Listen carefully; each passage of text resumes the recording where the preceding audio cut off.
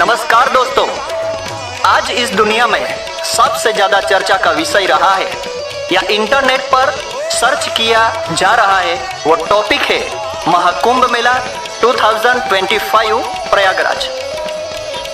Mahakumbh Mela is world's largest gathering of peaceful people.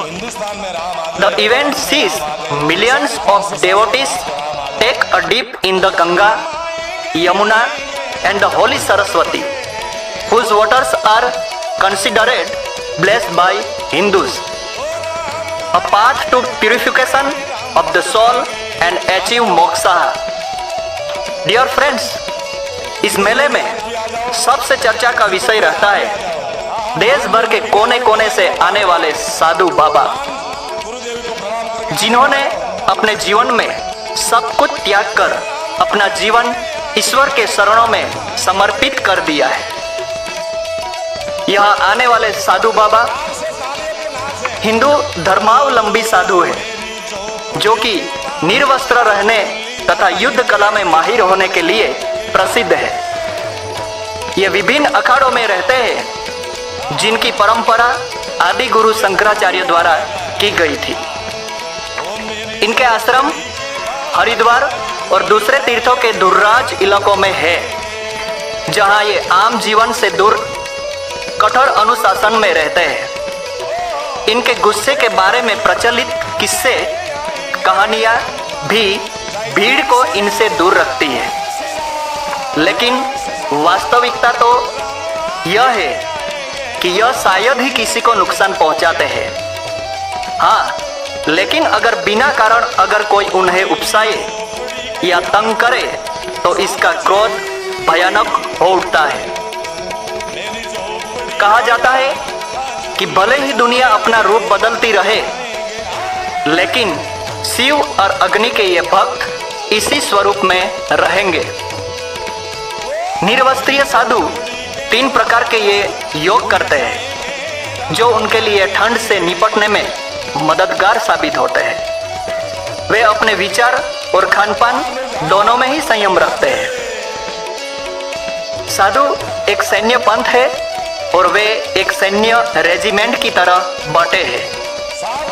त्रिशूल, तलवार, शंख और चिलम से वे अपने सैन्य दर्जों को दर्शाते हैं। ये साधु प्रायः कुंभ में दिखाई देते हैं।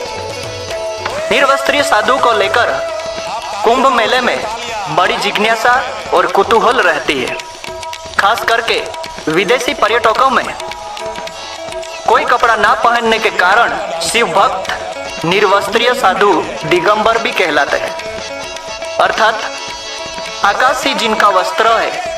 कपड़ों के नाम पर पूरे शरीर पर धूनी की राख लपटे ये साधु कुंभ मेले में सिर्फ शाही स्नान के समय ही खुलकर श्रद्धालुओं के सामने आते हैं। आमतौर पर वो मीडिया से बहुत दूरी बनाए रखते हैं। भारतीय सनातन धर्म के वर्तमान स्वरूप की नींव आदि गुरु शंकराचार्य ने रखी थी। जब भारतीय जनमानस की दशा और दिशा बहुत बेहतर थी, भारत की धन संपदा से खींचे तमाम आक्रमणकारी यहाँ आ रहे थे। कुछ उस खजाने को अपने साथ वापस ले गए, तो कुछ भारत की दिव्य आभा से ऐसे मोहित हुए कि यहीं बस गए। लेकिन कुल मिलाकर सामान्य शांति व्यवस्था बाधित थी। ईश्वर, धर्म, धर्मशास्त्रों को तर्क, शस्त्र और शास्त्र सभी तरह की चुनौतियों का सामना करना पड़ रहा था। ऐसे में शंकराचार्य ने सनातन धर्म की स्थापना के लिए कई कदम उठाए गए, जिनमें से एक था देश के चारों कोनों पर 4 पीठों का निर्माण करना। यह भी गोवर्धन पीठ, शारदा पीठ, द्वारिका पीठ और ज्योतिर्मठ पीठ। इसके अलावा आदि गुरु ने मठों, मंदिरों की संपत्ति को लूटने वालों और श्रद्धालुओं को सताने वालों का मुकाबला करने के लिए सनातन धर्म के विभिन्न संप्रदायों की सशस्त्र शाखाओं के रूप में अखाड़ों की स्थापना की शुरुआत की। आदि गुरु शंकराचार्य को लगने लगा था कि सामाजिक उथल पुथल के उस युग में केवल आध्यात्मिक शक्ति से ही इन चुनौतियों का मुकाबला करना काफी नहीं है। उन्होंने जोर दिया कि युवा साधु व्यायाम कर